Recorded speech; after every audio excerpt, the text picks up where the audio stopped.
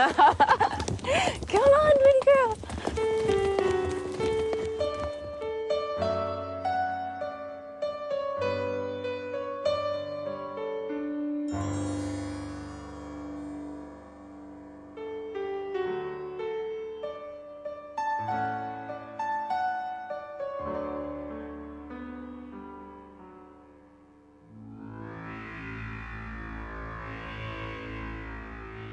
Last year, one of the thousands of horses waiting to be crammed into trucks like this was a horse named Monetary Justice.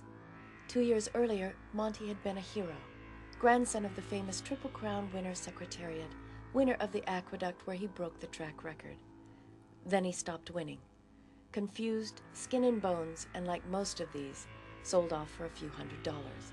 He was to be trucked in horrible conditions to Texas, not for retirement in a green pasture, or the pleasure of a respectful rider, but for this.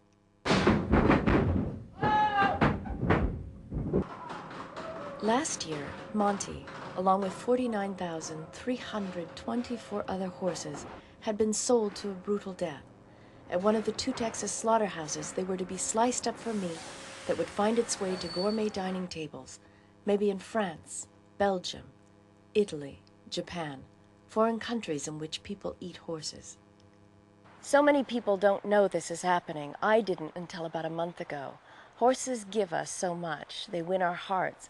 But many end up being butchered and eaten. Now, people in other countries think this is okay, but most Americans don't. That's why this practice has to stop, and why we must support the legislation to stop this by law.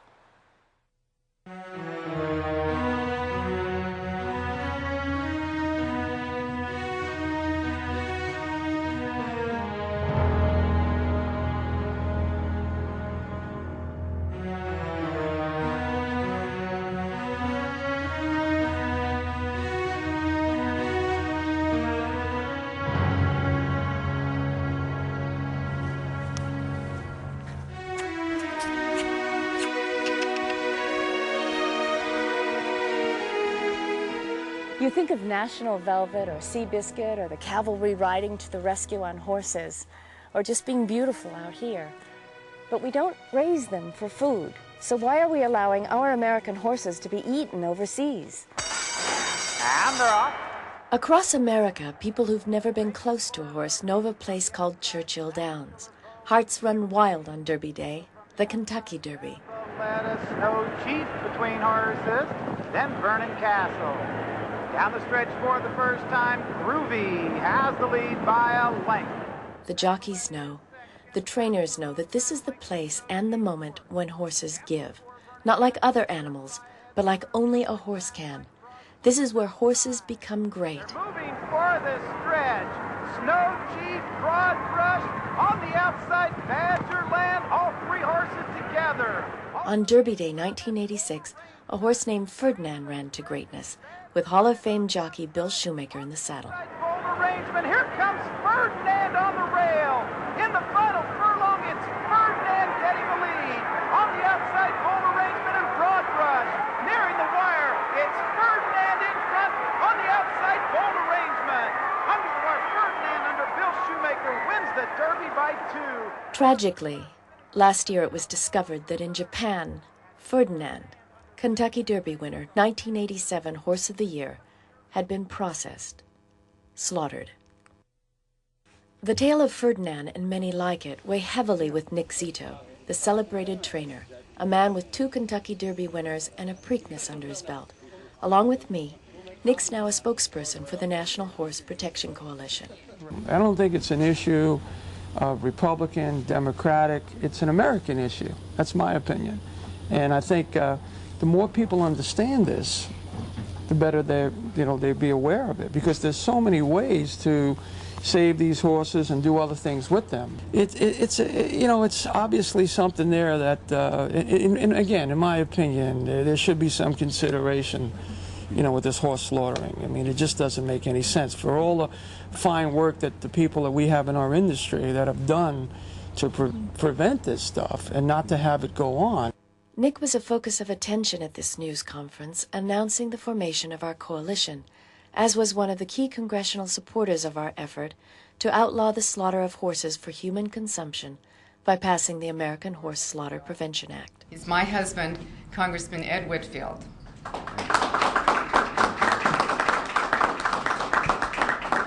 Nothing like being introduced by your wife, so Connie, thank you. And I also want to extend a very warm welcome to all of you.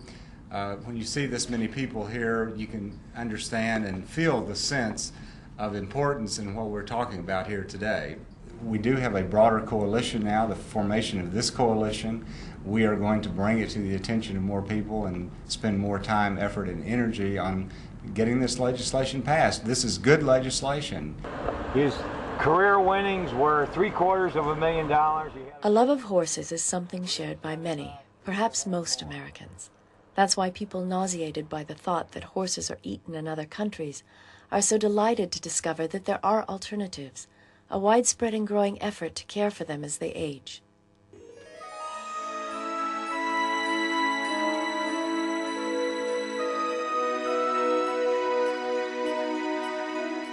Beautiful Afton Farm in Kentucky is now a place where fine horses can peacefully live out their days.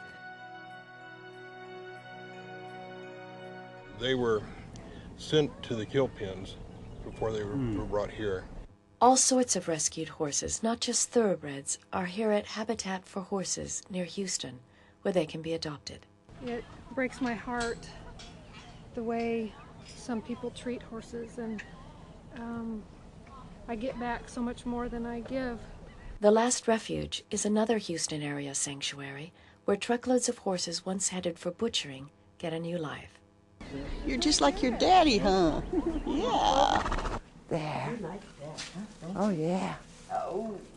And speaking of new lives, meet Monetary Justice. You remember that aqueduct winner being loaded into a slaughter truck?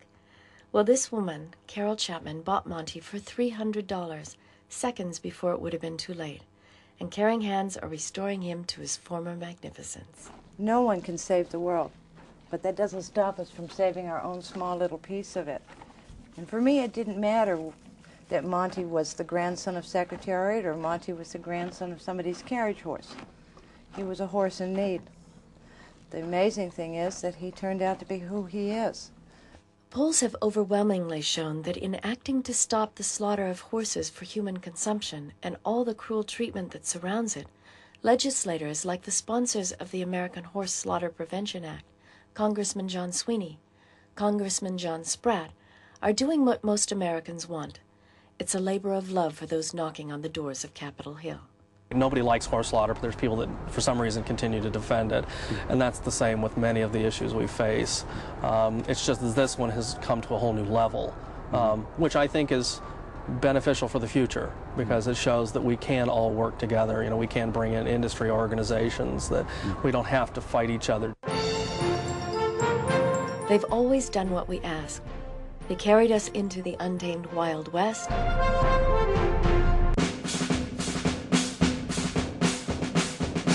At our command, they charge fearlessly into battle.